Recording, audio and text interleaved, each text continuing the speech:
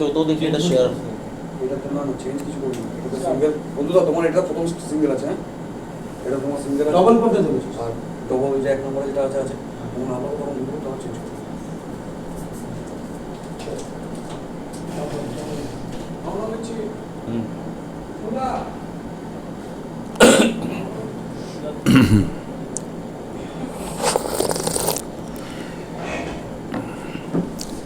basket 3 2 1 2 নমস্কার, দুর্গাপুরের সনকা হাসপাতাল নিবেদিত কাম কি বাত অনুষ্ঠানে আরো একবার আপনাদের সবাইকে স্বাগত।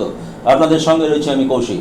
আর আজ আমার সাথে এই কাম কি বাত প্ল্যাটফর্মে যিনি অতিথি উপস্থিত রয়েছেন ডিওএফআই এর রাজ্য সম্পাদক শায়নদীপ মিত্র। শায়নদীপ, স্বাগত আপনাকে। নমস্কার। আমি কাম কি বাত প্ল্যাটফর্ম, এই যে কাম কি বাত আমাদের প্ল্যাটফর্ম, এটা দুর্গাপুরের সনকা হাসপাতাল নিবেদিত এবং এর হসপিটালিটি পার্টনার দুর্গাপুরের সিটি রেসিডেন্সি। আমি অনুষ্ঠান শুরু করব। আমরা যেমনটা প্রতিশ্রুতি দিয়েছিলাম আপনাদেরকে যে আমরা এই প্ল্যাটফর্মে প্রতিদিন বিভিন্ন রাজনৈতিক দলের ব্যক্তিত্বদের নিয়ে আসব, আমরা সেই কথা রেখেছি। বিগত কয়েকদিনে আপনারা অন্যান্য দলের রাজনৈতিক যে ব্যক্তিত্বরা তারা এখানে এসেছেন, তারা এখান থেকে লাইভ অনুষ্ঠান করেছেন। সেই লাইভ অনুষ্ঠান আপনারা দেখেছেন, আপনারা রেসপন্স দিয়েছেন, আপনাদের সবাইকে ধন্যবাদ। আমি শায়নদীপের কাছে প্রথম প্রশ্ন নিয়ে যাব। শায়নদীপ, গত কয়েকদিনে দেশ তথা রাজ্য তথা আমাদের শহর ও দুর্গাপুর কার্যত বেসামাল কোভিডে, এটা তথ্য বলছে, এটা স্ট্যাটিস্টিক্স বলছে। আমার প্রথম প্রশ্ন আপনাকে, আপনি কেমন আছেন? কারণ এই কোভিড সিচুয়েশনে যেভাবে আপনাকে রাজ্যের এপ্রান্ত থেকে ওপ্রান্ত ছুটে বেড়াতে হচ্ছে, এর বাইরে আপনার ওখানে নির্বাচন হয়ে গিয়েছে, আপনি কামারহাটির প্রার্থী ছিলেন সিপিআইএম এর, ফলে এই যে এত মাস মিটিং, এত জনসভা, এত র্যালি, প্রচুর মানুষের সংস্পর্শে আসতে হচ্ছে। প্রথম আমি জিজ্ঞেস করবো আপনি কেমন আছেন? এখনো পর্যন্ত শারীরিকভাবে সুস্থ আছি। সেকেন্ড দফায় কোভিড এখনো পর্যন্ত সংক্রমণের থাবা বসাতে পারিনি, যদিও প্রথম দফায় আমার কোভিড সংক্রমিত হয়ে গেছিলাম। সবার আশীর্বাদে চিকিৎসায় সুস্থ হয়েছি, চিকিৎসাটাই গুরুত্বপূর্ণ ছিল। এবার প্রচুর মানুষের কাছে কাছে ঘুরেছি, এটাও ঠিক। প্রায় এই 38-40 ডিগ্রি টেম্পারেচারে পার ডে প্রায় 15-20 কিলোমিটার হেঁটেছি। তাতে শরীরের ওপর একটা ধকল গেছে, কিন্তু যেভাবে আমি রাস্তায় বেরিয়ে মানুষের আশীর্বাদ, ভালোবাসা, স্নেহ পেয়েছি, সব কিছু আমার অতিক্রম করা হয়ে গেছে। ওই ভালোবাসাতেই আমার সব শরীর সুস্থ আছে। মানে ভালোবাসাই আপনার ভ্যাকসিন? একদম একদম, ভালোবাসাই ভ্যাকসিন, ঠিক। আমি দর্শক বন্ধুদের জানাই, এই অতিথিকে কেমন আছেন এই প্রশ্নটা করার মানে এই নয় যে বাংলার সাংবাদিক কুল মিনমিনে সাংবাদিকতা করে। কারণ চোখে প্রশ্ন, মানে চোখে চোখ রেখে যে প্রশ্ন করার যে ট্র্যাডিশন শুরু হয়েছে, সেই প্রশ্নটা কিন্তু অত্যন্ত পরিচালিত ভাষায়, অত্যন্ত মার্জিত ভাষায় সংবাদ মাধ্যমের এথিক্স মেনেও করা যেতে পারে। এবং এটা আমাদের দেশের শিষ্টাচার, আমাদের বাঙালি সংস্কৃতি, আমাদের দেশেরও সংস্কৃতি যে বাড়িতে একজন অতিথি এলে তাকে এক গ্লাস জল দিয়ে আপনি কেমন আছেন এটা জিজ্ঞেস করা। তার মানে এই নয় যে বাংলার সাংবাদিকতা মিনমিনে সাংবাদিকতা করে। সাংবাদিকতা মানে এই নয় যে কোনো অতিথিকে তার কথা সম্পূর্ণ করতে না দেওয়া, টেবিল চাপড়ে দেওয়া, টেবিলের উপরে দাঁড়িয়ে যাওয়া, চোখ বড় বড় করা, মাথার চুল খাড়া করে দেওয়া, এটা নয়। ঠান্ডা গলায় সাংবাদিকতার এথিক্স মেনেও সেই প্রশ্ন করা যায়। আমি যাব শায়নদীপের কাছে আমার সেই প্রশ্নে। এত উজ্জ্বল কেরিয়ার, আপনি মাসকমের মাস্টার, আমার চেয়ারে আজকে আপনার বসার কথা ছিল, কেন এই রাজনৈতিক জীবন বেছে নিলেন? পড়াশোনার মধ্যে দিয়ে পড়াশোনার যে একটা ধাপ অতিক্রম করতে হয়, কলেজে গ্র্যাজুয়েশন, তারপর মাস্টার ডিগ্রি করেছি কলকাতা বিশ্ববিদ্যালয় থেকে। কিন্তু প্রথম থেকেই আমার পরিবার একটা দীর্ঘদিনের বামপন্থী পরিবার। সেই পরিবারের সংস্পর্শে থেকে আমার দিদা দাদু বাংলাদেশে তারা কমিউনিস্ট পার্টির সদস্যপদ অর্জন করে স্বাধীনতার আগে। দাদু নিজে স্বাধীনতা সংগ্রামী ছিলেন, জেল খেটেছেন। এরকম একটা পরিবারের আবহে আমার বড় হওয়া, সামাজিকতার মধ্যে দিয়ে আমার বড় হওয়া। আমার যে এখানে বাড়ি, আমরা অনেক অনেক অনেক ভাই বোন একসাথে বড় হয়েছি, তার ফলে একটা সামাজিকতার আবহে বড় হয়েছি। মানুষের সংস্পর্শ, মানুষের ছোঁয়া, মানুষের ভালোবাসা পেতে পেতেই বড় হয়েছে। তাই মনে হয়েছে যে যতদিন বাঁচি একটু মানুষের জন্য যদি কিছু কাজ করতে পারি, মানুষের পাশে যদি থাকতে পারি, যদি নিজেকে সামাজিকতার আবহে বড় করতে পারি, সেটা আমার জীবনের অন্যতম লক্ষ্য। কেরিয়ারটা অন্যতম, মানে কেরিয়ার মানে তথাকথিত কেরিয়ার সেই অর্থে আমার কাছে খুব প্রাধান্য পায়নি, কিন্তু এই যে মানুষের সঙ্গে থেকে মানুষের ভালোবাসা, আশীর্বাদ এটা পাওয়া, এটা একটা প্রথম থেকেই আমার জীবনের লক্ষ্য ছিল। সেই জন্যই আমার মনে হয় যে এই, আর তার সঙ্গে বললাম পারিবারিক ব্যাকগ্রাউন্ডটা, এই দুটো মিলিয়ে আমি এই রাস্তাটাকেই বেছে নিলাম। মানে অর্থাৎ পারিবারিক যে ব্যাকগ্রাউন্ড আপনার বামপন্থী ব্যাকগ্রাউন্ড, তো আপনি এই জন্যই কি মানে বাম রাজনীতিতে, কারণ অন্যান্য দলে আমরা যেটা শুনেছি আর কি, যে বাম রাজনীতিতে একটা খুব অনেকগুলো কঠিন ধাপের মধ্যে দিয়ে পের করতে হয় ইত্যাদি ইত্যাদি, তো অনেক সহজ ছিল অন্যান্য দলগুলো যেগুলো আজকে আরো মানে দল রয়েছে, সেখানে তৃণমূল রয়েছে, বিজেপি রয়েছে, অন্য রাজনৈতিক দলগুলোকে পার্টি বলে আমি মনে করি না, ওগুলো ব্যান্ড পার্টি। বামপন্থা আর কমিউনিস্ট আন্দোলনের প্রতি আমার একটা অনেক দিনেরই আগ্রহ ছিল। এটা ঠিক আপনি বলতে পারেন যে এই বামপন্থার প্রতি আগ্রহ জন্মানোটা এইটা পারিবারিক সংস্পর্শে আসার ফলে, কিন্তু এই আগ্রহ থেকে কৌতূহল জানার বিষয় কি বামপন্থা, কি মার্ক্সবাদ, কি লেনিনবাদ, কেন এদেশের মাটিতে মার্ক্সবাদ লেনিনবাদকে প্রয়োগ করা জরুরি, কেন এদেশের মাটির সামাজিক কাঠামোটা বদলানো জরুরি, এগুলো যত দিন গেছে সেগুলো সম্পর্কে কৌতূহল বেড়েছে, জানার ইচ্ছা বেড়েছে। যতটুকু জানতে পেরেছি অনেক জানা বাকি এখনো মনে করি অনেক বিষয় জানা বাকি, কিন্তু যতটুকু জানতে পেরেছি তাতে মনে হয়েছে আর দ্বিতীয় কোনো রাস্তা নেই, এটাই একমাত্র রাস্তা, এটাই ঠিক রাস্তা, এটাই সঠিক রাস্তা, মানুষকে এই রাস্তাতেই, মানুষের সঙ্গে এই রাস্তাতেই হাঁটা উচিত। কিন্তু এই রাস্তা খুঁজে বার করবার জন্য ওই বললাম যে পারিবারিক আবহাওয়াটা, কাউকে তো হাত ধরে রাস্তায় নামিয়ে দিতে হয়, ছোট ছেলেকে, সন্তানকে বা শিশুকে, সেরকম পারিবারিক আবহাওয়া আমাকে সেই হাত ধরে সেই রাস্তায় নেমেছে। পরে রাস্তাটা আমি খুঁজে নিয়েছি এবং মনে করি ঠিক রাস্তাতেই আছি। বামেরা গত 10 বছর ধরে ক্ষমতায় নেই, এবারে একটা খুব অদ্ভুত জিনিস দেখা গেল এই বামেদের প্রার্থীপদ মানে প্রার্থী তালিকা ঘোষণা হওয়ার পরে, যে আপনাদের মতন যুব সমাজ, সেখানে আপনি রয়েছে, মীনাক্ষী রয়েছে, ঐশী রয়েছে, দীপশিতা, মানে দীপশিতা রয়েছে, এরকম মানে অজস্র নাম বললে শেষ করা যাবে না, মানে তারা এগিয়ে এলো। গত 10 বছরে বামেরা ক্ষমতায় নেই, আগামী দিনেও তারা ক্ষমতায় আসবে এমন কোনো স্থিরতা এখনো পর্যন্ত পাওয়া যায়নি, যদিও আপনারা বিভিন্ন সভায় মিটিংয়ে দাবি করছেন এবারে সংযুক্ত মোর্চা সরকার গড়বে। আমি সেই অনিশ্চয়তাকে ধরে নিয়েও যদি যাই যে আগামী দিনে তার কোনো স্থিরতা নেই, তা সত্ত্বেও কিসের তাগিদে, মানে এই যে এত, মানে এই আপনাদের মতো যুব সমাজ যে এবারে হঠাৎ করে এইভাবে এগিয়ে এলো, এটা কিসের তাগিদে? মানে আমি কেন বলছি আপনাকে যে আপনার এই চেয়ারের আগে মীনাক্ষী এখানে এসেছে, মীনাক্ষী মুখার্জি, তিনি বসে গিয়েছেন, তিনি লাইভে আমার সাথে ইন্টারঅ্যাক্ট করেছেন, ঐশী ঘোষ ইন্টারঅ্যাক্ট করেছেন। তা আমি এই বিষয়টা একটু আপনাদের কাছ থেকে বুঝতে চাই। অনিশ্চয়তার কোনো ব্যাপার নেই। প্রথম বলি, আমি এবার সংযুক্ত মোর্চা সরকার গঠন করছে, এখানে কোনো পুরো নিশ্চয়তা, তৃণমূল এবং বিজেপি কারা তৃতীয় দ্বিতীয় হবে সেই প্রতিযোগিতা চলছে আড্ডাআড্ডি, কিন্তু সংযুক্ত মোর্চায় যারা সরকার গঠন করছে এই নিয়ে আমাদের মধ্যে অন্তত কোনো অনিশ্চয়তা নেই, জনগণের মধ্যে অনিশ্চয়তা নেই, মিডিয়ার মধ্যে কিছু অনিশ্চয়তা আছে, সেটা থাকা ভালো। দ্বিতীয় কথা, আপনি যেটা বললেন যে তরুণ প্রজন্ম চিরকালই এই ধরনের ক্রান্তিকালীন সময়, যে কোনো সামাজিক ট্রান্সফরমেশনের সময় একটা বড় ভূমিকা পালন করেছে। আজ আমি বলুন তো, স্বামী বিবেকানন্দ যখন শিকাগো ধর্ম মহাসভায় গোটা পৃথিবীর বুকে ভারতবর্ষের নাম উজ্জ্বল করছে সেই ঐতিহাসিক ভাষণের মধ্যে দিয়ে, সেই শিকাগো ধর্মসভায় সেই বক্তৃতা যখন স্বামীজি করছেন তখন তার বয়স কত? 30। আচ্ছা আপনি দেশের গণ্ডিতেই থাকুন, ভগৎ সিং, মাস্টারদা সূর্য সেনের নেতৃত্বে চট্টগ্রামের যুব বিদ্রোহ, ক্ষুদিরাম বসু, বিনয় বাদল দীনেশ, প্রফুল্ল চাকি, বয়স কত? 18, 25, 30।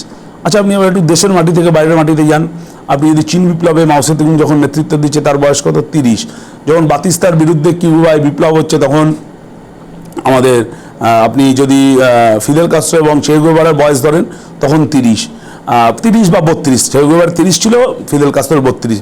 পৃথিবীতে যখন ঐতিহাসিক আজকে তার প্রয়াণ দিবস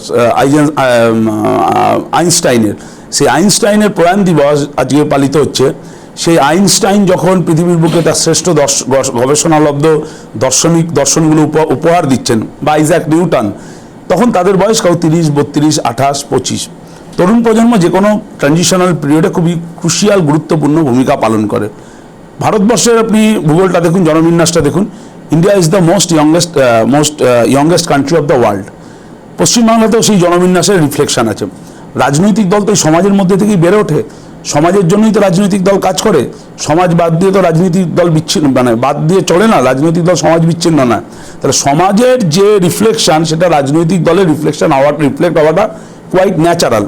এই দুটো আমি বললাম, এই দুটোকে ডায়ালেকটিক্যালি আপনি যদি ব্যালেন্স করেন, একদিকে এই তরুণ প্রজন্মের যে কোনো সামাজিক উত্তরণের সময় একটা বড় দায়িত্ব পালন করা, পৃথিবীর ইতিহাসের গতি সেটাই নির্দেশ করে, আর সেই বয়সের জনবিন্যাসের প্রতিনিধিত্ব বা প্রতিফলন সেটা এই কাজের ক্ষেত্রে পড়াটা অত্যন্ত স্বাভাবিক।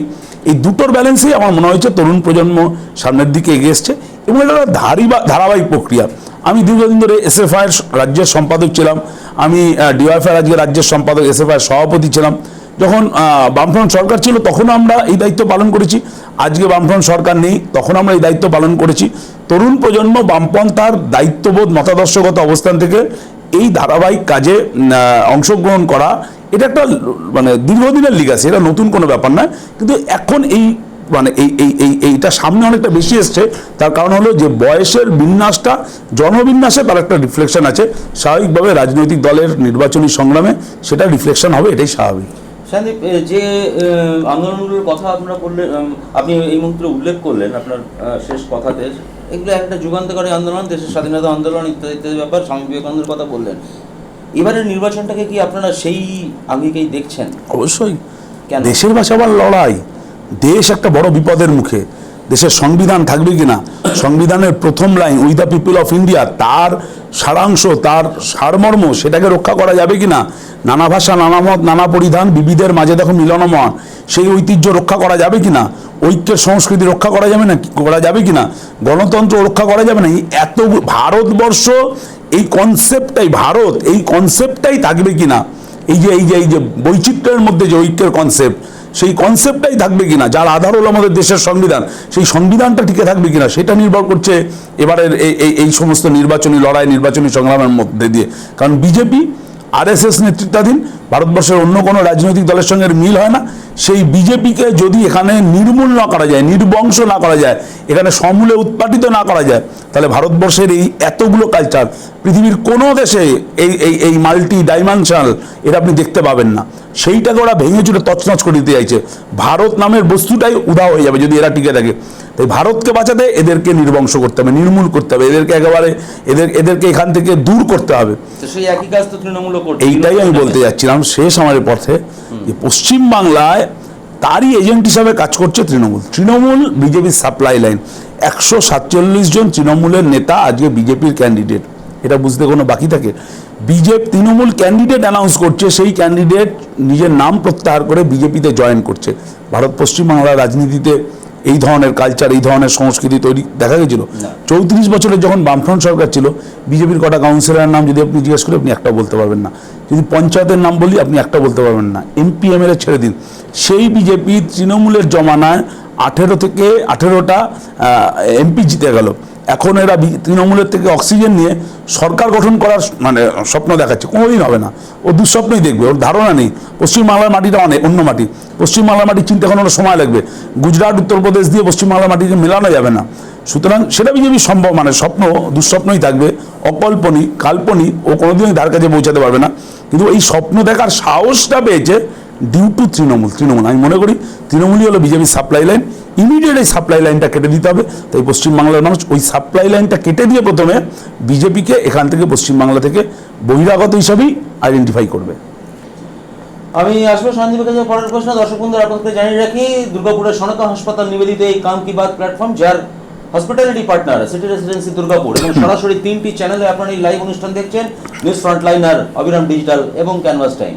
আমি সন্দীপের কাছে পরের প্রশ্ন আসবো। আপনি কিছুক্ষণ আগেই বললেন যে সাপ্লাই লাইন কাটতে হবে, অর্থাৎ তৃণমূলকে আটকাতে হবে, তৃণমূলকে আটকালে বিজেপি অটোমেটিক্যালি এগিয়ে যাবে।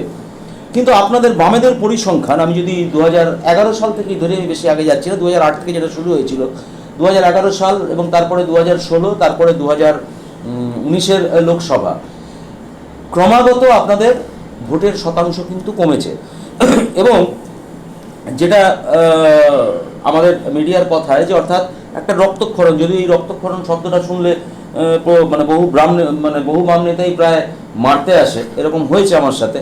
তো যাই হোক, বিষয়টা সেটা নয়। তো এটাকে কি রক্তক্ষরণ বলা যায় না? ক্রমাগত শতাংশটা কমেছে। তাহলে 2019-এও যেখানে আপনারা ভোট পার্সেন্টেজে মানে যেখানে ছিলেন, তার মানে সেখান থেকে বেরিয়ে এসে 21-এ কিভাবে আপনারা স্বপ্ন দেখছেন যে আপনারা মানে সেখানে সংযুক্ত মোর্চার উত্তরণটা কিরকম হয় জানেন? 2011 সালে 11-র পর এই মিডিয়ার অনেকে ভেবেছিল বামপন্থীরা রক্ত শূন্যতায় ভুগছে। তারপর তাদেরই কিন্তু ভার্সনটা, ন্যারেটিভটা পাল্টে গিয়ে তারা এখন বলছে রক্তক্ষরণ। এটাই উত্তরণ। আমি বলছি আরও উত্তরণ ওরা দেখবে। সব কিছুই মানে সব কিছুই নর্মাল থাকবে, কোনো রক্তক্ষরণ বলা হয়েছিল সাইনবোর্ড। এখন মানে তৃণমূল আমাদের নাকি হাতে পায়ে ধরছে, বিজেপিও হাতে পায়ে ধরছে যে বামপন্থীরা কী করবে তার উপর নির্ভর করবে। বামপন্থীরা বামপন্থীদের মতন সরকার করবে, তৃণমূল আর বিজেপি কী করবে সেটা ওরা ঠিক করুক, সেটা আমি বলতে পারবো না, সেটা ওদের ব্যাপার। তৃণমূল বিজেপিকে সাপোর্ট করবে না, বিজেপি তৃণমূল ভাবছে কেন যে বামপন্থীরা কি করবে, বিজেপি তৃণমূল সাপোর্ট করবে নাকি না, তার কারণ অন্যতম কারণ হলো যে বামপন্থীরা কতটা শক্তি নিয়ে এই সময় চলে আসবে, এই সামনে চলে আসবে, সেটা তৃণমূল হিসাবের মধ্যে রাখতে পারছে না। তৃণমূল যার ফলে ওই যে বলছে যে আমার 147 জন এমএলএ, এই যে বলেছে যে তৃণমূল নেত্রী যে আমাকে এমন সংখ্যায় জেতান যাতে বিজেপি আমার ক্যান্ডিডেটদের কিনে নিতে না পারে। এটা বুঝতে পারছেন যে তৃণমূল কীরকম আতঙ্কের মধ্যে রয়েছে। তৃণমূল বুঝতে পারছে যে এই যে আমি বললাম কেন বামপন্থীদের নিয়ে চিন্তিত, যে বিজেপির সাপোর্টে ও গভর্নমেন্ট করতে পারবে না, বামপন্থীরা একক সংখ্যাগরিষ্ঠতায় গভর্নমেন্ট করবে, এটা নিয়ে তৃণমূল দোলাচলে আছে। আমি ওদের বলছি কোনো দুশ্চিন্তার কারণে আমরা একক সংখ্যাগরিষ্ঠতা নিয়ে গভর্নমেন্ট করবো, তৃণমূলকে অন্তত বিজেপির সাপোর্ট নেওয়ার প্রয়োজন হবে না, নিয়েও লাভ হবে না।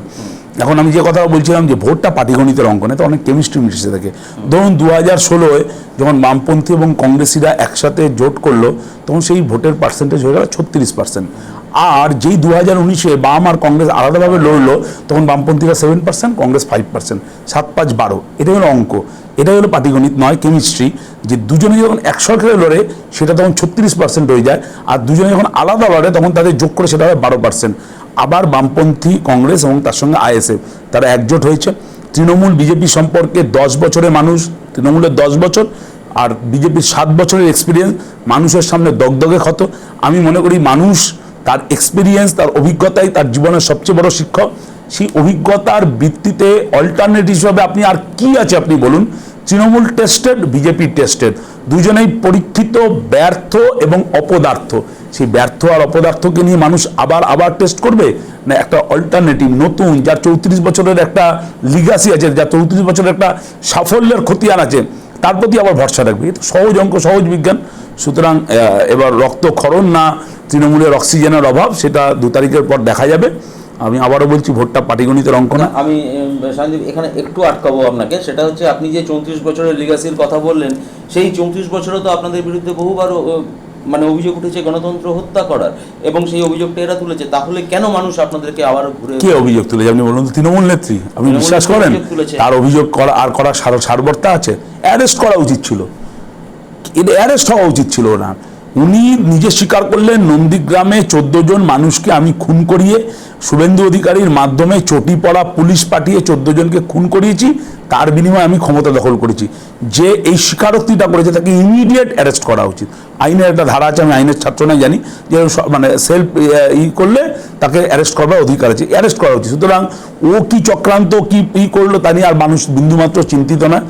কতগুলো কমিশন হয়েছে, সাঁইবাড়ি থেকে শুরু করে এই আপনার মরিচঝাপি হয়ে এই যে কি বলে এই নন্দীগ্রাম কমিশন, একটা কমিশনের রিপোর্ট বের হতে পারেনি।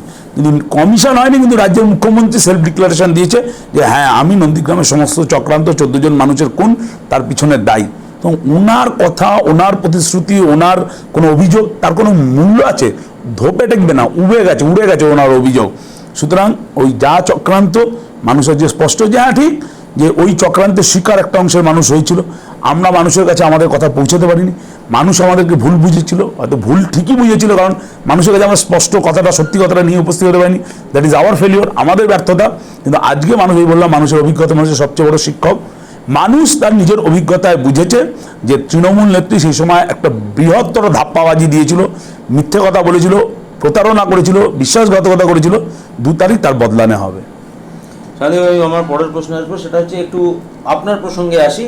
আপনি কামারহাটি থেকে এবারে প্রার্থী ছিলেন, এবং সেখানে আপনার বিরুদ্ধে 2 জন হেভিওয়েট, একজন তৃণমূলের মদন মিত্র এবং অবশ্যই ভারতীয় জনতা পার্টির রাজু ব্যানার্জি, এই 2 হেভিওয়েট প্রতিপক্ষের বিরুদ্ধে আপনি সেখানে লড়াই করেছেন। এই লড়াইটা কিভাবে করলেন? আপনার ওখানে ইলেকশন হয়ে গেছে। হেভিওয়েট জনগণ, ওরা কি হেভিওয়েট? এখন আপনি যদি বলতে পারেন যে সিবিআই, ইডি, সিআইডির খাতায় ওদের বিরাট নাম, তার ভিত্তিতে হেভিওয়েট, আমি জানি না, আমি বলতে পারবো না। যদি এরা বলতে পারেন যে লাখ লাখ টাকা নারদার বা সারদার ওনার ব্যাংক অ্যাকাউন্টে আছে, তার ভিত্তিতে যদি বলেন তাহলে উনি হেভিওয়েট। আমি শুনেছি যে ব্যাংক অ্যাকাউন্টে ওনার নাকি ব্যাংক অ্যাকাউন্ট, আমার আবার বলার উদ্দেশ্য হলো যে ব্যাংক অ্যাকাউন্টে ওনার নাকি কয়েক কোটি টাকা রয়েছে, তার ভিত্তিতে উনি যদি বলেন হেভিওয়েট তাহলে উনি হেভিওয়েট। আমি নিশ্চয়ই না, আমি জানি যে এইসব সারদা নারদা টাকা সিবিআই ইডি সিআইডি দাগি আসামি সমাজ বিরোধীদের সঙ্গে সম্পর্ক এইসবের অ্যাঙ্গেলে যদি বলেন উনি হেভিওয়েট, আর ওনার হেভিওয়েটটা হয়তো ওয়েট মেশিনে, ভোটের মেশিনে আমরাই হেভিওয়েট, আর জনগণ যাকে মনে করে সেই হেভিওয়েট। সুতরাং ওই দুজনকে আমি ধর্তব্যের মধ্যেই ধরি না। আপনি কামাহাটির মাটিতে গেলে বুঝতে পারবেন কামাহাটির মানুষ ওই মুখগুলো দেখতে চায় না। এই যে তৃণমূল এবং বিজেপির প্রার্থী, আমি নাম বেশি উচ্চারণ করলেও আমার পয়েন্ট কমবে, লোক আমার সম্পর্কে আমার রুচি নিয়ে প্রশ্ন তুলবে, আমি নামও বেশি বলতে চাইছি না। কতগুলো সিনেমা আর্টিস্ট এনে ওখানে রোড শো করেছে, তার কারণ কি জানেন? নিজেদের মুখটা চেহারাটা এমন করেছে মানুষের সামনে সেই মুখ নিয়ে হাজির হতে পারে না। অভিনেত্রীদের মুখোশ পরে বা অভিনেতাদের মুখোশ পরে ওকে মানুষের কাছে যেতে হচ্ছে। এই তো কামাহাটির প্রার্থী। আর কামাহাটি ওইসব চলবে না, ওইসব জোকার বা এই Saradha Narada ED CBI jail এগুলো কামাহাটিতে চলবে না। কারণ 52 সালে ওই সিটে জ্যোতিবাবু দাঁড়াতে, তারপর রাধিকা ব্যানার্জি শান্তি ঘটকের মতন স্টলওয়ার্ড লিডার ওখানে জিতেছে, মানস মুখার্জি বিধায়ক জিতেছেন। সুতরাং কামাহাটির মাটিতে ওই সস্তার রাজনীতি ওই জোকারগিরি ওগুলো চলবে না। কামাহাটির মানুষ রাজনৈতিক তার একটা সংস্কৃতি আছে, তার একটা কৃষ্টি আছে, যে রাজনৈতিক সংস্কৃতির কৃষ্টির সঙ্গে সম্পূর্ণ বেমানান তৃণমূল এবং বিজেপির প্রার্থী। তৃণমূল বিজেপিতে কিছু ভালো লোক নেই আমি মনে করি না, কিন্তু আমরা সবচেয়ে খারাপ লোকগুলোই তারা কামাহাটিতে ক্যান্ডিডেট হচ্ছে। কামাহাটিতে আপনি যে প্রতিদ্বন্দ্বিতা করেছেন গত 5 বছর, সেখানে আপনাদেরই বিধায়ক ছিলেন, তো সেই কাজের মূল্যায়ন হয়নি, মানুষের কোনো প্রশ্ন বা সেটার কোনো মূল্যায়নের না। বিধায়ক তো মানে ওখানে বিধায়কের সাফল্যেই তো আমরা এখানে জিতে যাব। বিধায়কের কাজেই আমরা ওখানে অনেকটা অ্যাডভান্টেজিয়াস পজিশনে অনেকটা এগিয়ে রয়েছি। আর মানুষ যেটা প্রশ্ন করছে ওখানে গেলে আমি বুঝতে পারছি না এটা পৌরসভা ভোট না বিধানসভা ভোট, যখন মানুষের কাছে আছে রাস্তা ভাঙা ভয়ঙ্কর অবস্থা। প্রচারে গিয়ে আমি একটু আগেই বলছিলাম দুর্গাপুরে এসে যে প্রচারে গিয়ে আমার মানে কালঘাম ছুটে গেছে, রাস্তা ভাঙা, ধুলো উঠছে, ভঙ্গিল পর্বত না কামাহাটির রাস্তা বোঝা যাচ্ছে না, পানীয় জল নেই। এই গ্রীষ্মের ঠাটা পড়া রোদে এখনো বহু বাড়ি আছে 1 হাঁটু জলে মানুষগুলো ডুবে রয়েছে, বিদ্যুৎ নেই, সমাজ বিরোধী তাণ্ডব, সিন্ডিকেট, রাতের অন্ধকারে কামাহাটি জুড়ে একটা মানে অসামাজিক কাজের আখড়া বসে। তার মূল্যে তাহলে এই তৃণমূলের যিনি ক্যান্ডিডেট, আর তাকে এখন ধুয়ো দিচ্ছে এই বিজেপির ক্যান্ডিডেট, কারণ তৃণমূলের ডিএনএটাই বিজেপি এখন বহন করছে। সেই জায়গায় দাঁড়িয়ে আমি বলছি যে মানে মিউনিসিপ্যালিটি এবং তার অপদার্থতা নিয়ে 2015 ভোট লুট করে সব কাউন্সিলরই ছিল, তার অপদার্থতা নিয়ে মানুষ যে রাগ যে ক্ষোভ, আর তার জায়গায় দাঁড়িয়ে এমএলএ মিউনিসিপ্যালিটির অসংখ্য বাধা নিয়েও যেভাবে দাঁড়িয়ে তার কাজকে এগিয়ে নিয়ে গেছে কামাহাটির মানুষের জন্য, এই একদিকে নেগেটিভ আরেকদিকে আমাদের পজিটিভ। এতে আমরা মানে মার্জিনটা এখন বাড়াবার অপেক্ষায় রয়েছি যে আমাদের লিড বা মার্জিন কত বাড়ে।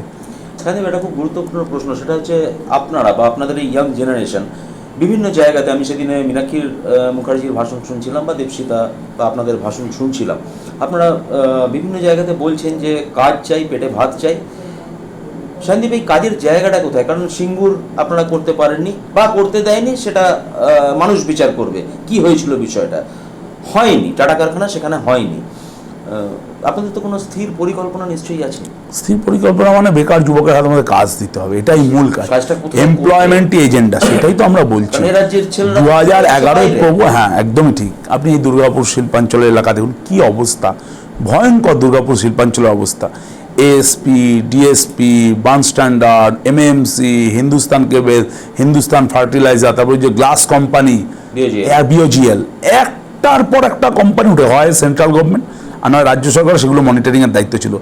যেগুলো বামফ্রন্ট সরকারের আমলে যে কিছু কারখানা, স্পঞ্জ আয়রন কারখানা থেকে আরও কিছু ছোটো ছোটো শিল্পাঞ্চল রাজ্য সরকারের পক্ষ থেকে যতটা করা সম্ভব এগুলো করেছিল, সেগুলো আজকে বন্ধ। আর নয় সেগুলো তোলাবাজ আর সিন্ডিকেটের দাপটে সেগুলো ধুঁকছে, প্রায় শ্মশান, বন্ধ হয়ে যাবে মনে হবে করছে। সেই জায়গায় তো বামফ্রন্ট সরকার একটা সিরিয়াস চ্যালেঞ্জ নিয়েছিল। বুদ্ধদার কথা ছিল যে আমাকে অনেক রিস্ক নিতে হলে নেব, ভোটে জেতাটা আমার অন্য কথা, মূল প্রধান লক্ষ্য নয়। আমার প্রধান লক্ষ্য এখানকার বেকার যুবকের জন্য কাজের ব্যবস্থা করা, তার জন্য যত দূর যেতে আমি যাব। তাতে যদি মানে আমাকে ভোটে মানে আমাদের সরকার চলে যেতে হয় তাও রাজি আছি, কিন্তু এখানকার বেকার যুবকের কাজের ব্যবস্থা, এখানকার চাকরির ব্যবস্থা, তাদের ভবিষ্যতের ব্যবস্থা সেটা করব। আজ ইতিহাসের বিচারে মমতা ব্যানার্জি অপরাধী, আর কমরেড বুদ্ধদেব ভট্টাচার্য ইতিহাসের বিচারে যে মুক্ত। আজ প্রমাণিত হয়েছে যে সব চক্রান্তের স্বীকার করে সেদিন পশ্চিমবাংলাকে আজকে সানন্দে আনন্দ হচ্ছে, আর আমার রাজ্য ক্রমশ পিছিয়ে যাচ্ছে। কোনো কাজ নেই, কোনো কারখানা নেই, কোনো শিল্প নেই, কোনো সরকারি চাকরি নেই, সেখানে ঘুষ, তোলাবাজি, মাফিয়া, সিন্ডিকেট, কার লাভ হয়েছে? এই 2011 গভর্নমেন্ট পাল্টে ভাইপো সে লোহা থেকে কাটমানি, তার বালি থেকে কাটমানি, তার কয়লা থেকে কাটমানি, তার কোকেন থেকে কাটমানি, তার সোনা থেকে কাটমানি। আর আমাদের মতন অসংখ্য হাজার হাজার বেকার যুবক, তাদের সামনে এক রাশ অন্ধকার। কেউ কেউ বাঁচতে ওই ওই ওই বাইরের রাজ্যে পালাচ্ছে, চলে যেতে বাধ্য হচ্ছে। তারপর লকডাউন হলে তাদের কি পরিস্থিতি আমরা দেখছি। 2011 যেখানে পশ্চিমবাংলা থেমে গেছিল, 2021 সেখান থেকেই পশ্চিমবাংলা শুরু হবে। বুদ্ধদা আজকে হয়তো তথাকথিতভাবে রাজনীতির ময়দানে নেই, অসুস্থ, কিন্তু বুদ্ধদার হাত ধরেই, বুদ্ধদার দেখানো পথেই 2021 আমরা নতুন করে শুরু করব। পশ্চিমবাংলায় আর বেকার যুবককে কাজের জন্য বাইরে যেতে হবে না, ঘুষ দিতে হবে না, চাকরি এখানেই হবে, কারখানায় হবে, সরকারি চাকরিতে হবে, শিল্পে হবে। তার ব্যবস্থা সংযুক্ত মোর্চা করবে। আপনি 2 তারিখের পর এটা মিলিয়ে নেবেন।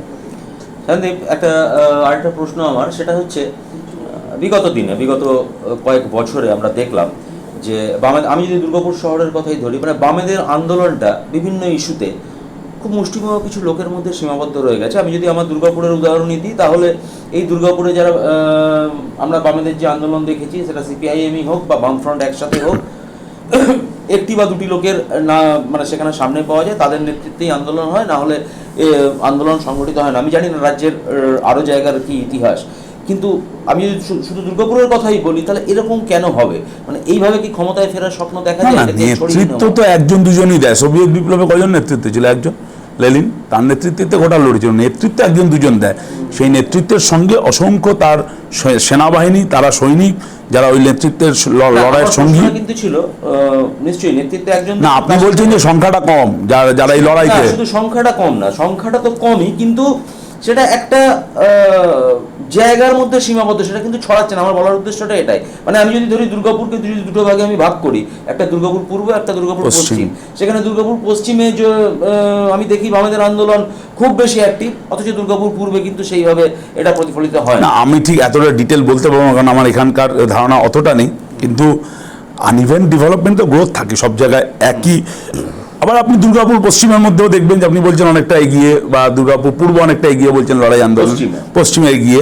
সেখানে দাঁড়িয়ে দেখবেন আবার কোনো একটা পকেটে আমরা অনেক বেশি শক্তিশালী, আবার কোনো একটা পকেটে আমরা একটু দুর্বল। সুতরাং এইটা খুব ন্যাচারাল ব্যাপার, এটা নিয়ে খুব কিন্তু খুব ইন্টারেস্টিং ব্যাপার যে গত 2016-তে দুটো আসনেই, বিশেষ করে দুর্গাপুর পূর্ব, সেখানে কিন্তু জিতেছিলেন সিপিআইএম প্রার্থী, এবং দুর্গাপুর পশ্চিমে কংগ্রেস সমর্থিত সিপিআইএম সমর্থিত কংগ্রেস প্রার্থী, হ্যাঁ সিপিআইএম সমর্থিত কংগ্রেস প্রার্থী জিতেছিলেন।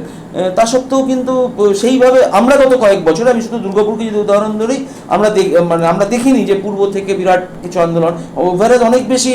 মানে আমি এটা ব্যাপারে আপনার সঙ্গে একদমই একমত নয়। দুর্গাপুর এই সময়কালে আমার শহর দুর্গাপুর বাঁচাও, গোটা দুর্গাপুর জুড়ে যে মুভমেন্ট হয়েছে, এ তো কল্পনা করা যায় না। 2017 দুর্গাপুরে ভোট লুটের পর মানুষের সেই গণতান্ত্রিক অধিকার লুটের প্রতিবাদে যেভাবে দুর্গাপুরে আলোড়িত হয়েছে, ডিএসপি এএসপি কারখানা, কেন্দ্রীয় সরকার টিম পার্টি যেখানে কেনার জন্য যেভাবে মহিলারা উপোস করে সেই গেট আগলে সেখানকার প্রতিনিধি দল বা ব্যবসায়ী, প্রতিনিধি দল বলা উচিত নয়, ব্যবসায়ীদের রিটার্ন করে দিচ্ছে, পাঠিয়ে দিয়েছে। আপনি কি বলছেন? আমি আমার শহর দুর্গাপুর রক্ষা করার জন্য যেভাবে দুর্গাপুরের অলিতে গলিতে জাঠায় হাজার হাজার মানুষের রেসপন্স, ওই আবারও বললাম যেভাবে ভোট লুটের প্রতিবাদে মানুষের মুভমেন্ট, এখানকার যখন কারখানাগুলোতে ধর্মঘট হয়েছে, শিল্পের দাবিতে, শিল্প বাঁচাবার দাবিতে, পুনরুজ্জীবনের দাবিতে, লকআউটের বিরুদ্ধে, বিলগ্নীকরণের বিরুদ্ধে, সেই ধর্মঘটে মানুষের যেভাবে স্বতঃস্ফূর্ত অংশগ্রহণ, আমার মনে হয়নি যে দুর্গাপুরে এর কোনো তারতম্য আছে। কোথাও কোনো পকেটে একটু দুর্বল, কোনো পকেটে একটু বেশি শক্তিশালী, এটা চিরকালই ছিল। এই সবটাই একই প্যারামিটারে, একই মাত্রায় সব জায়গায় সমানভাবে বিচরণ হবে, এটা মনে করাটা ভুল। সুতরাং আমার মনে হয় না যে দুর্গাপুরে আন্দোলনের কোথাও কমতি বাড়তি আছে। অ্যাজ এ হোল ওই কয়েকটা পকেটে 19-20 সেটা থাকতেই পারে, সেটা কয়েক ন্যাচারাল, সব জায়গাতেই এই এক্সপিরিয়েন্স আমরা পাই। আলিমুদ্দিন মানে প্রার্থী করেছে মীনাক্ষী মুখোপাধ্যায়কে নন্দীগ্রামে, ঐশী ঘোষকে জামুরিয়াতে, আপনি প্রার্থী হয়েছেন কামারহাটিতে।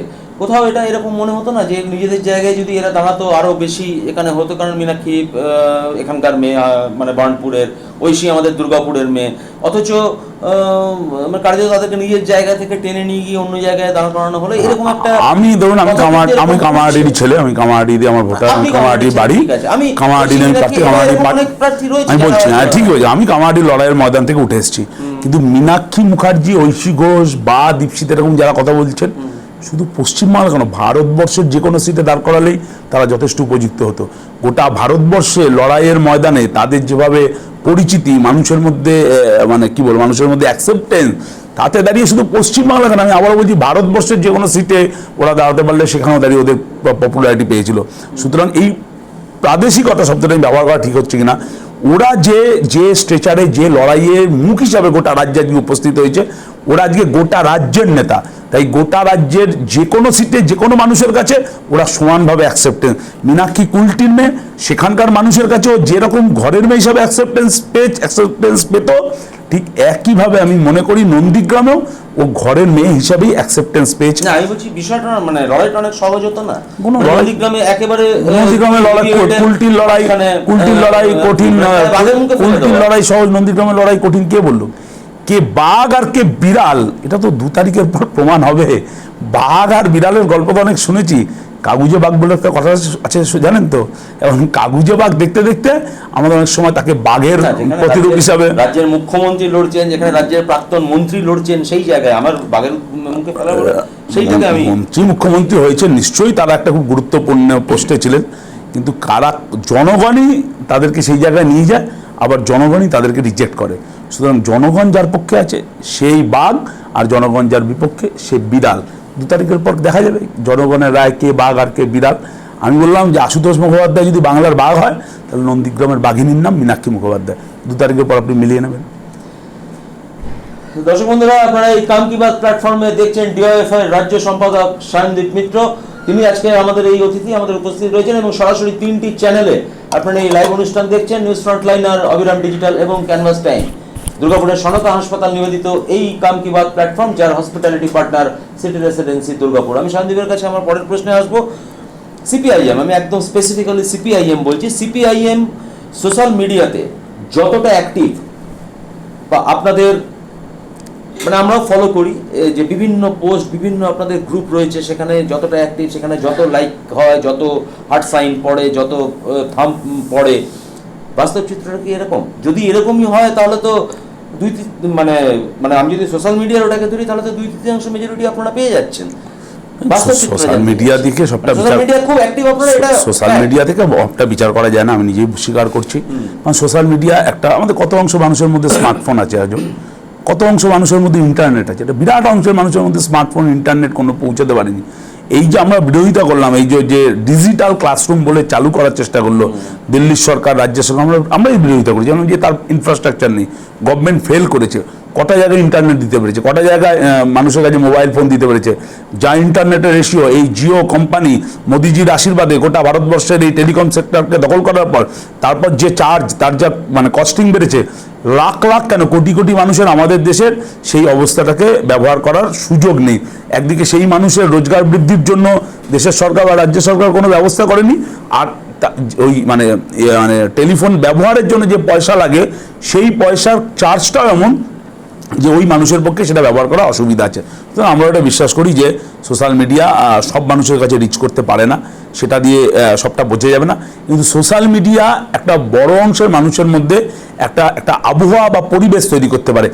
আরও গুরুত্বপূর্ণ, যেটা আপনি শুরুতে শুরু করেছেন, যেটা দিয়ে শুরু করেছিলেন, যে সাংবাদিকতা মানে এমন একটা জায়গায় দাঁড়িয়ে যাচ্ছে যে কোনো রাজনৈতিক দলের মুখপাত্র, গণতন্ত্রের 4th এস্টেটের বদলে রাজনৈতিক দলের মুখপাত্রে পরিণত হয়েছে। মূলত বিজেপি লাখ লাখ টাকা দিয়ে এই তোতা পাখির মতন এই মিডিয়ার লোকগুলোকে পুষছে। তারা তোতা পাখি না সাংবাদিক না অ্যাঙ্কার, কিছু বোঝা যায় না।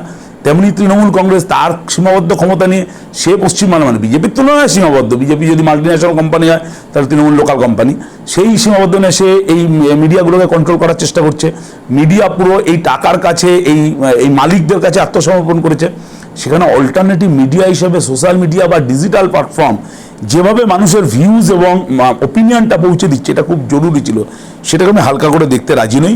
তাই এই কর্পোরেট মিডিয়া, দালাল মিডিয়া, আমি শব্দটাই ব্যবহার করছি, সরি টু সে, এবং এই কর্পোরেটের পয়সায় নিয়ন্ত্রিত এবং রাজনৈতিক দলের নিয়ন্ত্রিত মিডিয়া, তার একটা অল্টারনেটিভ স্পেস হিসাবে যেভাবে মানুষ ক্লান্ত এই মিডিয়াগুলোকে দেখে দেখে একটা অল্টারনেটিভ খুঁজছিল মানুষ, সেই জায়গায় সোশ্যাল মিডিয়া বা ডিজিটাল প্ল্যাটফর্ম একটা বড় ভূমিকা পালন করেছে। আমরা সেই ডিজিটাল প্ল্যাটফর্মটাকে এই অল্টারনেটিভ ভিউজ এবং ওপিনিয়ন হিসেবে ব্যবহার করতে চাইছি, কিন্তু আমি আবারও মনে করছি যে এইটা দিয়ে সবটা ভোটের রাজনীতি নিয়ন্ত্রণ করা যায়, এটা আমরা বিশ্বাস করি না, আমরা মনেও করি না। 2011 সালে তো এই সোশ্যাল মিডিয়া ছিল না, বা মিডিয়ার এই ডিজিটাল মিডিয়াটা তো বাড়ন্ত ছিল না সেই সময়, কিন্তু তখনকার বিরোধী দল তৃণমূল কংগ্রেস আপনাদের বিরুদ্ধে হতে একই অভিযোগ করতে, আপনারা মিডিয়া নিয়ন্ত্রণ করতে। তখনও মিডিয়া কোথায়, কোন মিডিয়া? তখন 2011-এ আপনি মনে রাখতে হবে, তৃণমূল কংগ্রেস কোনো রাজ্যের রাজনৈতিক দল না, নামে হতে পারে রাজনীতি, তার শুধু 2011 নয়, এটা তার কেন্দ্রীয় বিভিন্ন সরকারে ছিল, চলে আসছে। কেন্দ্রীয় মন্ত্রিত্বে ছিল, কেন্দ্রীয় সরকারের গুরুত্বপূর্ণ মন্ত্রিত্বে ছিল। সুতরাং টাকা এবং মিডিয়ার নিয়ন্ত্রণ অনেকদিন আগে থেকেই তৃণমূল কংগ্রেস নিয়ন্ত্রণ করতে চাইছে। বিজেপির আমলে এটা একদম ন্যাক্কারজনক জায়গায় চলে গেছে, একেবারে আমি বলবো যে একদম ওপেন হয়ে গেছে ব্যাপারটা। কিন্তু তৃণমূলের পক্ষ থেকে আগে যে ইলেকট্রনিক্স মিডিয়াগুলো যখন শুরু হচ্ছে পশ্চিমবাংলায় বারবারন্ত 2001, 2, 3, 4, তাদের নিয়ন্ত্রণ কাদের হাতে? এই কর্পোরেটের হাতে। সেই কর্পোরেটের পয়সায় কারা চলে? তৃণমূল কংগ্রেসের মতন দল। সুতরাং এটা নতুন কিছু নয়, তখনও মিডিয়া আমাদের কোনোদিন ফেভারেবল ছিল না, বিরুদ্ধে ছিল। 2011 আপনি আগে মনে নেই মিডিয়া কি কুৎসা করেছে? তৃণমূল কংগ্রেসের রাজনৈতিক মুখপাত্রে পরিণত হয়েছিল কিছু মিডিয়া, আমি নাম বলতে চাই না, তারা তৃণমূল কংগ্রেস দল না, তারা একটা নিরপেক্ষ মিডিয়াটা বোঝা যাচ্ছিল না। সুতরাং এইসব বলে কোনো লাভ নেই। মিডিয়া তখনও এই কর্পোরেট এবং কর্পোরেটের পয়সায় চলা দলগুলোর নিয়ন্ত্রণে ছিল, আজও আছে। কিন্তু ওই আবার বলছি, তখন এক পেশে তথ্য প্রকাশ করা হতো, প্রচার করা হতো, কোনো নিরপেক্ষতা ছিল না। আজকে কিন্তু মানুষ একটা অল্টারনেটিভ মিডিয়াম পাচ্ছে সত্যি কথাটা জানার জন্য, সেটা ডিজিটাল প্ল্যাটফর্মগুলো বা সোশ্যাল মিডিয়া মানুষের সামনে সেটা তুলে ধরছে। আমরা একেবারে আমাদের অনুষ্ঠানের শেষ মুহূর্তে পৌঁছে গিয়েছি। সায়নদীপকে আমার এই অনুষ্ঠানের শেষ প্রশ্ন, আইএসএফের সাথে জোট করা কি খুব প্রয়োজন ছিল? মানে আমি যদি একটু ব্যাখ্যা করে বলি, সেটা হচ্ছে তৃণমূল কংগ্রেস অভিযোগ করছে, বলা ভালো তৃণমূল সুপ্রিমো মমতা বন্দ্যোপাধ্যায় অভিযোগ করছেন যে সংখ্যালঘু ভোট সেখানে ভাগ হয়ে যাচ্ছে, ফলে আপনারা বিজেপিকে সুবিধে করে দিচ্ছেন। যদিও এই সিদ্ধান্তটা আপনাদের সিনিয়রদের, কিন্তু যেহেতু আপনারা তরুণ প্রজন্ম, আপনারাই তো ভবিষ্যতে থাকবেন, তাহলে এর দায় কি বইতে হবে না? যেমন একটু আগে আপনি বললেন যে বিজেপিকে এ রাজ্যে তৃণমূল এনেছে, এই দায়, এই অভিযোগটা যেমন আপনারা করছেন, ঠিক একইভাবে এই দায়টা পরবর্তীকালে আপনাদের বই। আমরা যদি এই ঐক্যটা জোটটা তৈরি না করতাম, তার দায়টা আমাদের মানুষের কাছে বহন করতে হতো। যদি জোটটা না করতাম, তার দায় নিতে হতো। জোট করার কোনো দায় নিতে হবে না, কারণ মানুষ এটাই তার সময়ের দাবি, মানুষের চাহিদা ছিল এটাই। তৃণমূল এবং বিজেপির বিরুদ্ধে সব মানুষকে ঐক্যবদ্ধ করা আজকে সমাজের দাবি, নাহলে রক্ষা করা যাবে না দেশ, রক্ষা করা যাবে না সংবিধানকে, রক্ষা করা যাবে না ভারত নামের কনসেপ্টটাকে। সেই পশ্চিমবাংলা আমি বলেছি তৃণমূলই সেই কনসেপ্টের, মানে তৃণমূলই সেই বিজেপি সাপ্লাই লাইন। তাই পশ্চিমবাংলার পার্সপেক্টিভে এই দুই শক্তির বিরুদ্ধে সব মানুষকে ঐক্যবদ্ধ না করাটা আমাদের একটা নৈতিক দায়িত্ব এসে পড়তো, না করতে পারলে দায় এসে পড়তো। সংখ্যালঘু দাস, এইবারে আমি বলছি আব্বাস সিদ্দিকী সংখ্যালঘু দাস মনে হলো? আপনি আব্বাস সিদ্দিকী, আমি বলছি 28 তারিখের থেকে আমি বলছি 30টা, এইটাই বলছি আমি আবারও বলছি 30টা সিট আমি অ্যাভারেজ দিয়েছেন। 22টা বা 25টা সিটে দেখা যাবে উচ্চবর্ণের ব্রাহ্মণ, আদিবাসী, দলিত, মধ্যবর্গ বা মধ্যবিত্ত, এই সব অংশের মানুষ। 28, 22, 23টা আমি বললাম। মাইনরিটি হয়তো সংখ্যালঘু মাইনরিটি বা রিলিজিয়াস মাইনরিটি, তারা কত 7জন 8জন। আপনি এবার বলতে পারবেন যে উনি কি সাম্প্রদায়িক ধর্মীয় সংখ্যালঘু না শব্দ ব্যবহার করলেন, সাম্প্রদায়িক ওনাকে বলা যায়? আচ্ছা আপনি বলুন যে আব্বাস সিদ্দিকী, আচ্ছা মাথায় টুপি পরে কেউ একটা ভোট দিতে গেলে সে ধর্মনিরপেক্ষ, আর মাথায় ফেস টুপি পরা একজন মানুষ মঞ্চে এসে দাঁড়িয়ে বলছে আমি হিন্দু, মুসলমান, আদিবাসী, দলিত, গরিব, পিছিয়ে পড়া সব মানুষের ঐক্য রক্ষা করতে চাই, কাজের দাবিতে লড়তে চাই, আমার মুয়াজ্জেম ভাতা নয়, আমার ইমাম ভাতা নয়, আমার পুরোহিত ভাতা নয়, আমার কাজ চাই, সম্মানজনক ভাতা চাই, সম্মানজনক বাঁচার অধিকার চাই। এটা আপনার মনে হয় সাম্প্রদায়িকতা? যদি টিপু সুলতান মসজিদের ইমাম, বরকতি ইমাম, তিনি বলেন যে আমি টিপু সুলতানের মসজিদের ইমাম, এই কারণেই আমি বলছি যে আপনি তৃণমূলকে ভোট দিন, এটা ধর্মনিরপেক্ষতা। আর মাথায় ফেস টুপি পরে যদি আব্বাস সিদ্দিকী বলে যে আমি সমস্ত গরিব, পিছিয়ে পড়া, দলিত, সংখ্যালঘু, আদিবাসী সব অংশের মানুষকে বলছি আপনারা ঐক্যবদ্ধ হন আপনাদের নিজের অধিকারের দাবিতে, আপনার কাজের জন্য, বাঁচার জন্য, রুটি রুজির জন্য, এটা আপনার কাছে মনে হয় সাম্প্রদায়িকতা? আমার কাছে এটাই ধর্মনিরপেক্ষতা। যে কোনো রাজনৈতিক ধর্মগুরু বা ধর্মীয় প্রতিষ্ঠানের মাথা, তিনি রাজনীতিতে আসতে পারবেন না, এটা কোথাও লেখা নেই। কিন্তু যোগী আদিত্যনাথ যদি গেরুয়া বসন পরে বলে যে হিন্দু মুসলমানের মধ্যে বিভাজন করো, রক্তপাত ঘটাও, দাঙ্গা বাঁধাও, আমার কাছে এটা সাম্প্রদায়িকতা। কিন্তু একজন পীরজাদা মাথায় ফেস টুপি পরে এসে যদি সব মানুষকে কাজ, রুটি রুজি, জীবন জীবিকার ভিত্তিতে ঐক্যবদ্ধ হওয়ার কথা বলে, তাহলে এটা আমার কাছে ধর্মনিরপেক্ষতা। আর রাজনৈতিক দল, বামপন্থী ধারার রাজনৈতিক দলের সংস্পর্শে থাকলেই তো মানুষের উত্তরণ ঘটে। প্রতিদিন তো আমরা একজন মানুষ থেকে আরও উন্নততর মানুষের পর্যায়ে যেতে চাই। আমার মনে হয় যে সেই ঘটনাটাই ঘটছে। সুতরাং কোনো ভাবার কোনো কারণ নেই। তৃণমূল সংখ্যালঘু মাইনরিটি মানুষকে, ধর্মীয় সংখ্যালঘু মানুষকে তাদের ভোট ব্যাংক বানাতে চায়, এটা সাম্প্রদায়িকতা। বিজেপি শুধু ধর্মের ভিত্তিতে সংখ্যালঘু মানুষের সুড়সুড়ি দিয়ে হিন্দু ভোটকে এক করতে চায়, এটা সাম্প্রদায়িকতা। আর পীরজাদা আব্বাস সিদ্দিকী হিন্দু, মুসলমান, আদিবাসী, দলিত সব অংশের মানুষকে এক করে কাজের দাবিতে তাদেরকে ঐক্যবদ্ধ করে তাদের রুটি রুজির অধিকার সেই বোধকে জাগিয়ে তোলে, এটা আমার কাছে ধর্মনিরপেক্ষতা। তো এই নিয়ে আমাদের কোনো কনফিউশন নেই। আমরা মনে করছি, আবারও বলছি, যে যদি তৃণমূল এবং বিজেপির এই বিপদের বিরুদ্ধে সব মানুষকে ঐক্যবদ্ধ না করা যেত, তাহলে তার নৈতিক দায় আমাদের নিতে হতো। ইতিহাস আমাদেরকে ক্ষমা করত না। 2 তারিখে ওই টেলিভিশন স্ক্রিনের গ্রাফে সংযুক্ত মোর্চার নাম্বারটা কত হবে? 5ম দফায় সরকার গঠনের কাছাকাছি পৌঁছে গেছি। 8ম দফায় মানে অ্যাবসলিউট মেজরিটি নিয়েই হব। সংখ্যা বলছি না, কারণ আমি কোনো গণৎকার নই, জ্যোতিষী নেই, সংখ্যা বলা যাবে না। কিন্তু রাজনৈতিক প্রেক্ষাপট এবং রাজনৈতিক অভিজ্ঞতা বলে যে 5ম দফাতেই আমাদের সংযুক্ত মোর্চা সরকার গঠনের কাছাকাছি পৌঁছে গেছে। অনেক ধন্যবাদ স্বয়ংদীপ। কি হবে সেই ফলাফল জানার জন্য তো আমাদের 2 তারিখ পর্যন্ত অপেক্ষা করতেই হবে। আজকের মতো আমাদের এই কান কি বাত প্ল্যাটফর্মের অনুষ্ঠান আমরা এখানেই শেষ করছি। আগামী দিনে আবারও কোনো রাজনৈতিক ব্যক্তিত্বকে এই প্ল্যাটফর্মে এনে হাজির করব, এই প্রতিশ্রুতি রইল। আপনারা সবাই ভালো থাকুন, সুস্থ থাকুন, শুভরাত্রি।